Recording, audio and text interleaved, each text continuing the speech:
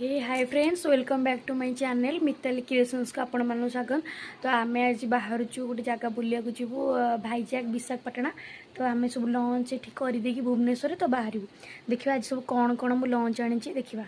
ये रहा खिचड़ी, ये रहा आलू परोटा, ये रहा पोड़ पिठा, ये रहा साग डालमा डालमा ये आलू भजा।